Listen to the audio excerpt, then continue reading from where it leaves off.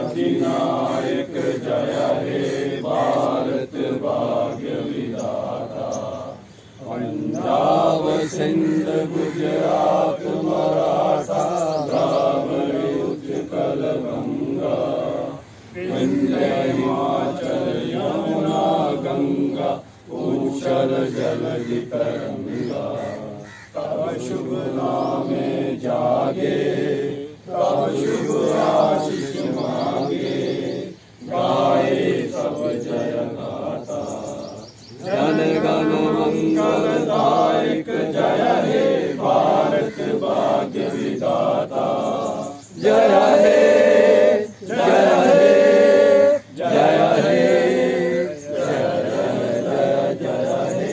भारत माता की जय, भारत माता की जय। के कार्यालय में यहाँ पर ध्वज चढ़ाया गया है, राष्ट्र ध्वज चढ़ाया गया और स्वतंत्रता की एक जो भावना है वो यहाँ पर है। सुरेंद्र जी, एक बहुत बड़ा सवाल है जी। आप तो उसी पार्टी से ताल्लुक रखते हैं ना जो कहते हैं कि झंडा उठाने वाला कोई नहीं रहेगा अगर धारा 370 की समाप्ति, लेकिन आप विपरीत जा रहे हैं मैडम महबूब मुफ्ती के। देखिए, आज भी अगर आप ऐसे सवाल पूछेंगे तो मुझे बड़ा फिर मुझे मतलब मेरे पास कोई जवाब ही नहीं। अगर आप ऐसे देखिए, इतना शुभ दिन है, देश ने आज़ादी पाई और आज 74वां स्वतंत्रता दिवस हम मना रहे हैं और आप उसी चक्की में पिसे जा रहे हैं, फिर वापस उसी में। महबा जी के महबा जी ने क्या कहा, महबा जी भैया आगे सोचिए, आज देश किस दिशा में जा रहा है, देश के हालात क्या हैं, लोगों की प्रॉब्लम्स क्या हैं, बेरोजगार बच्चों की प्रॉब्लम क्या है, उन इश्यूज़ पे बात करिए। तो बात करते हैं। सुनिए, मैं आज सबसे बड़ी बात है, पहले तो मैं आप सबको जितने भी मीडिया वाले और देश वाले हैं और हमारे रियासत के लोग, मैं उनको 74वें इस स्वतंत्रता दिवस पे बधाई देता हूँ, मुबारकें देते हैं और हम दुआ करते हैं कि इस रियासत के अंदर अमन आए, शांति आए, बॉर्डरों पे शांति आए। और सबसे बड़ी बात कि आज इस आज़ादी को पाने के लिए हमारी लाखों कुर्बानियाँ दी गई, हमारी कितनी माओं ने अपने बच्चे खोए, हमारी कितनी बहनों ने अपने भाई खोए। इस देश में 23 साल का हमारे भगत सिंह जी ने अपनी कुर्बानी दी, एक माँ ने अपना बच्चा 23 साल में खो दिया। तो लिहाजा आज सबसे बड़ी बात है कि इस देश को जिस आज़ादी को पाने के लिए लाखों कुर्बानियाँ दी गई, उस आज़ादी को मजबूत करने का वक्त है।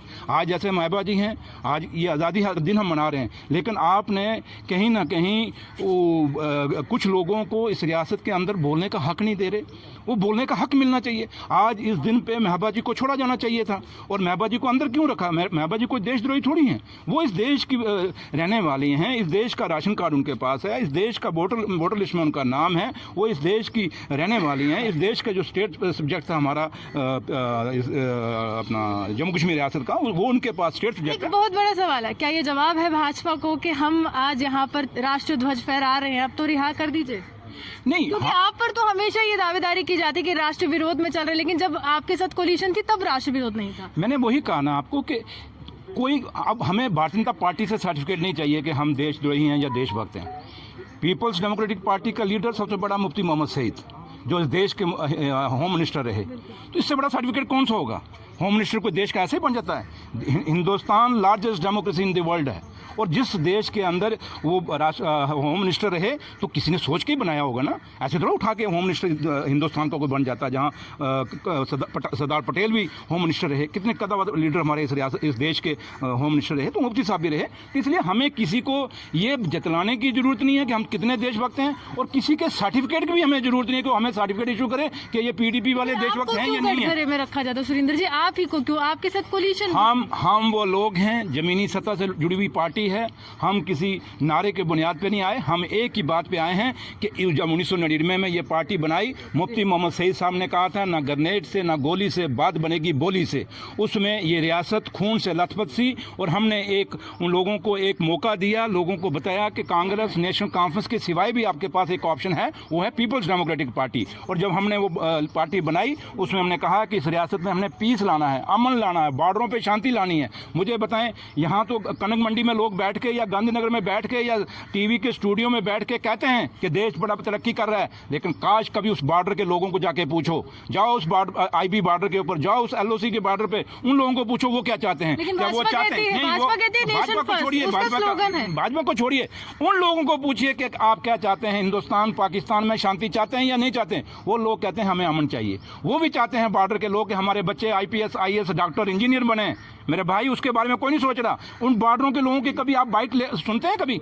मैं उस बॉर्डर का रहने वाला हूँ, मेरे नानके उस गांव में है जहाँ से पाकिस्तान को पत्थर मारो तो पत्थर जाके लगता है। इसलिए हम उन बॉर्डरों का दर्द जानते हैं, क्योंकि मैंने इलेक्शन उस बॉर्डर से लड़ा हुआ है। मैं उस इलाके को रिप्रेजेंट करता हूँ और मेरी रिश्तेदारी पूरी बॉर्डर पे है। मैं उस कौम से वाबस्ता हूँ जो पूरी कौम बॉर्डरों पे रहती है। तो इसलिए मैं आपको ये कहता हूँ कि पीपल्स डेमोक्रेटिक पार्टी को आज की डेट में जो सर्टिफिकेट ये भारतीय जनता पार्टी वाले देते हैं, इनका सर्टिफिकेट हमें नहीं चाहिए। हम देशभक्त लोग हैं। हम सिर्फ चाहते हैं कि जम्मू कश्मीर साबित करने की जरूरत नहीं है, जो समय समय पर सवाल हम क्या चाहते हैं कि इस देश में अमन आए और जम्मू कश्मीर रियासत के अंदर अमन आए, ताकि हमारे बेरोजगार बच्चों को रोजगार मिले और यहाँ पे करप्शन खत्म हो। और इस देश को 74 साल से हम लाल किले से सुनते आ रहे हैं कि गांव में बिजली पहुंच गई, हम पानी पहुंच गया, किसानों के मसले हल हो गए, बेरोजगार बच्चों को रोजगार मिल गया। 74 साल से लाल किले से भाषण आए, लेकिन आज भी आप गांव में जाएं, एक एक महीने बाद पानी मिलता है। इसलिए ये बातें हम आज अगर इस देश में जरूरत है तो ये अफसरशाही खत्म करने की जरूरत है, क्योंकि यही अफसर, कोई भी सरकार आए, हमेशा लीड सरकार बदलती है, अफसर नहीं बदले जाते। आज अफसरों को बदलने की जरूरत है। और सबसे बड़ी करप्शन अगर इस देश में कोई है तो ये अफसर हैं। और इस देश का जो अमन खराब किया है वो ऑफिसरों ने खराब किया है, पॉलिटिशियनों ने नहीं किया है। यानी साफ सुथरी छवि है तमाम नेताओं की। नहीं, मैं वो नहीं, आप क्यों? मैं कहता हूँ कि सबसे बड़ी, आप देखें ना, लोगों को पूछे, लोग किसे, आज आपका 2 साल से यहाँ गवर्नर रूल है ना जम्मू कश्मीर में, पूछिए लोगों को कि आप तो कोई पॉलिटिशियन नहीं ना, आपको खुद पता लग जाएगा ऑफिसर क्या है, पॉलिटिशियन क्या है। राज्य का दर्जा चाहते हैं वापस? नहीं, हम क्यों चाहते? हम तो कहते हैं कि 370-35 से जब आपने तोड़ा तो आपने बड़े ख्वाब दिखाए जम्मू कश्मीर रियासत में कि करप्शन खत्म होगा, डेवलपमेंट हो जाएगी, टूरिज्म आ जाएगा, बेरोजगार बच्चों को रोजगार आ जाएगा। कुछ भी नहीं हुआ। इससे अच्छा तो हमें वो 335 से अच्छा था, वो 370 ही हमें अच्छा था, इसलिए हमें वो 370 ही दे दो। अगर आप कुछ नहीं दे सकते, ना आपने रोजगार दिया, ना आपने डेवलपमेंट दी, ना पैसा दिया, ना कोई पैकेज दिया, तो 370 ही हमें अच्छा था ना। तो हमें क्या मिला मुझे 370 तोड़ने का? मुझे बताओ, आप लोग भी बता दो क्या मिला। कोई एक मुझे गिना दो कि ये चीज यहाँ जम्मू कश्मीर रियासत को मिली है। हाँ मिली, एक ही चीज मिली कि लोगों को जलालत मिली, इससे ऊपर कुछ नहीं मिली। शुक्रिया। ना विकास है ना विश्वास है। साफ तौर पर एक दिग्गज नेता, पीडीपी से ताल्लुक रखने वाले, बातों बातों में बहुत ही कटाक्ष कर गए और तंज जो थे भाजपा पर कस गए। हालांकि आज स्वतंत्रता दिवस और ये चाहते हैं कि महबूबा मुफ्ती को भी रिहा किया जाए नजरबंदी से। इसी के साथ कैमरामैन राहुल के साथ मैं रूहानी आपसे विदा लेती हूं। नमस्कार।